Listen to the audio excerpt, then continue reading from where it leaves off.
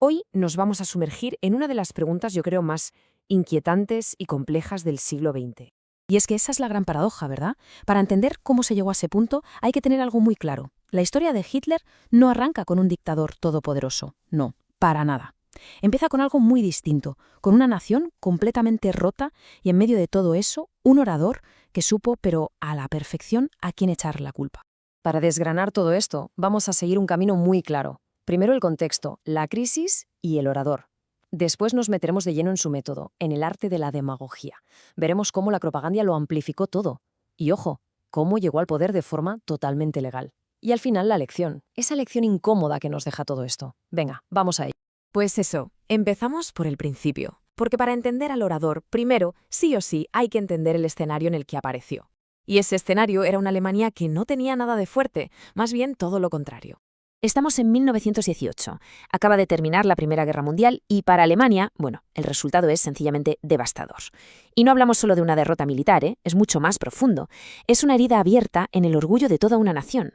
Y en medio de este caos nace la nueva democracia, la famosa República de Weimar, pero nace ya tocada, en un momento de debilidad extrema. Vamos, que muchísima gente la vio como un fracaso desde el minuto uno. Y por si el panorama no fuera ya bastante negro, llegan las condiciones de paz, el Tratado de Versalles. Aquello no fue un tratado, fue, en la práctica, una sentencia de muerte. No es que solo castigara a Alemania, es que la ahogaba.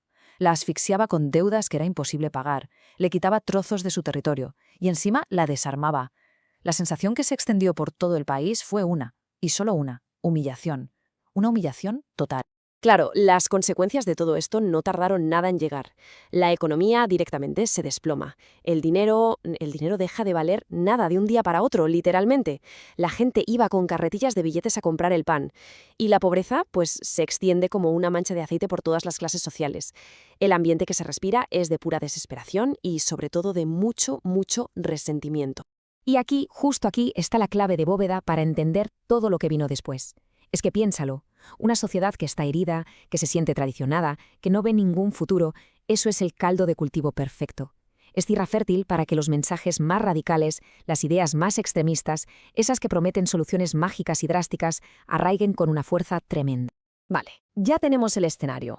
Ahora vamos con la segunda pieza de este puzzle, el hombre. Y su método.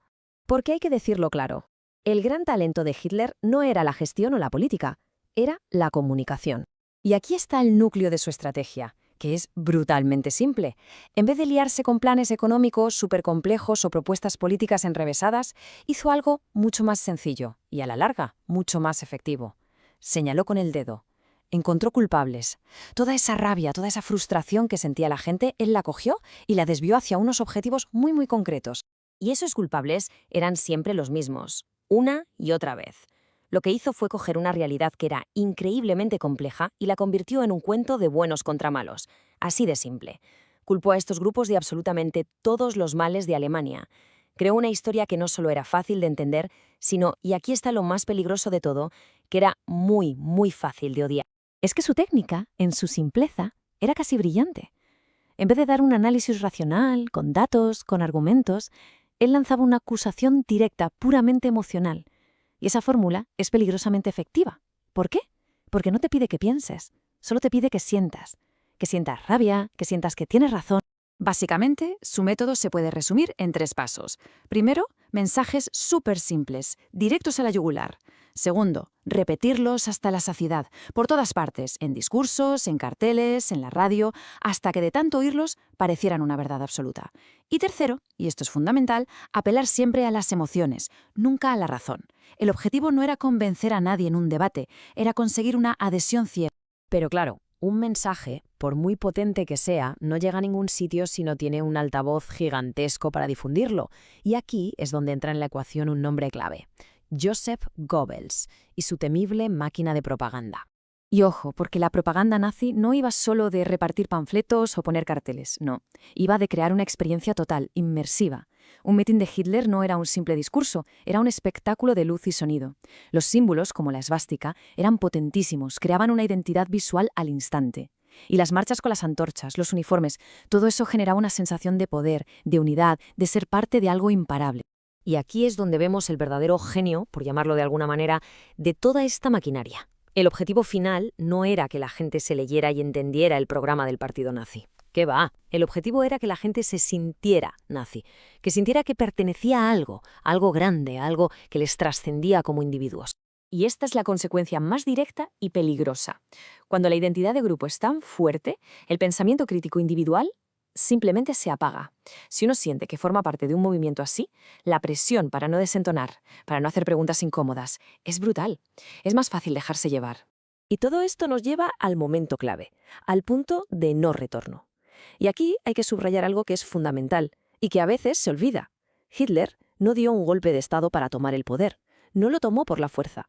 El poder sencillamente se lo entregaron en bandeja. El catalizador final, la chispa que lo incendió todo, fue la crisis económica mundial de 1929, el famoso crack. De la noche a la mañana, un desempleo masivo, miseria por todas partes, y con la desesperación la gente empezó a buscar desesperadamente a una figura de autoridad, a un hombre fuerte que prometiera poner orden. Y la velocidad a la que se desmoronó todo a partir de ahí es, de verdad, aterradora. Pensemos, en enero de 1933 es nombrado canciller, de forma totalmente legal, dentro del sistema. Y en cuestión de poquísimos meses, las libertades fundamentales se esfumaron, y la persecución de cualquiera que se opusiera se convirtió en algo sistemático, en el día a día.